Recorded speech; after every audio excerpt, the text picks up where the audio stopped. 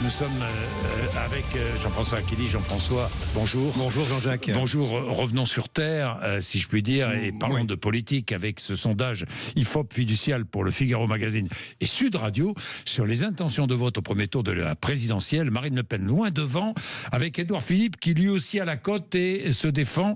Sondage riche en enseignements. Oui, alors prenez le tiercé, hein, vous le dites, Marine Le Pen et continue de monter. Vous avez Édouard Philippe qui a un vrai succès, c'est l'alternative pour 2027. Pour l'instant, c'est toujours pareil.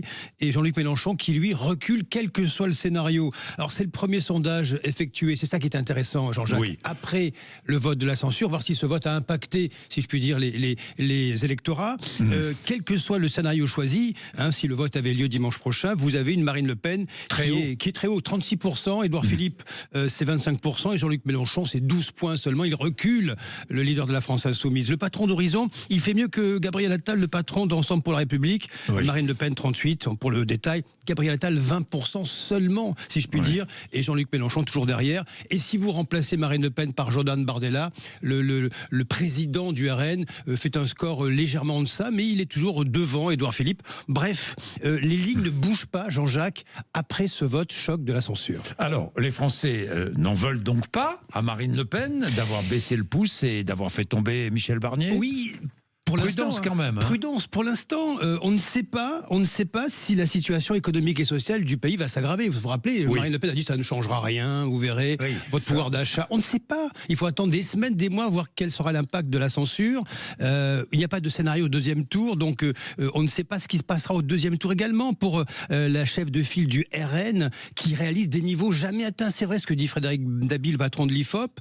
Son choix de renverser le gouvernement avec les voix des Insoumis, on ne sait pas quel impact ça a aussi sur l'électorat. Vous savez, l'électorat de droite traditionnel, ils n'aiment pas ça. Donc, Édouard Philippe, c'est pour ça qu'il est en vogue. C'est l'homme qui incarne vraiment la candidature pour l'instant. Chaque fois, je dis la même chose.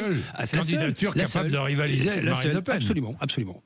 C'est tout le problème. Cette enquête que nous vous révélons sur Sud Radio vient conforter le scénario qui se dessine. Mais oui, celui d'un Emmanuel Macron qui prend son temps, toujours. On est habitué à ça, qui veut reprendre la main, qui veut gouverner jusqu'en 2017 sans le RN. 2027, oui, sans le RN, sans LFI. Il veut sa plateforme de gouvernement. Ça, on avait dit 48 heures. On ne comprend pas ce que ça veut dire. Une plateforme de quoi, avec qui? Ce ne sera pas un gouvernement de coalition, dans tous les cas. Non, pas de coalition. Peut-être un accord de non-censure, de non... Je sais pas. Non-censure, non-49.3, ça négocie. Vous savez quoi, Jean-Jacques Bourdin, ça c'est merveilleux tout ça. Le problème de taille, c'est que si vous excluez Marine Le Pen et Jean-Luc Mélenchon, vous excluez un électeur sur deux dans ce pays, parce que vous cumulez les deux là, mais avec notre sondage. Mais comment faire? Mais non, ça ne marche pas. Jean-Luc Mélenchon ne veut pas. Et Marine Le Pen ne veut pas participer à un gouvernement de compromis. Et Jean-Luc Mélenchon lui refuse tout ce qui est hors LFI. Les mêmes causes, au final, produiront, vous le verrez, les mêmes effets. Bien. Eh bien, Jean-François Aquili, merci.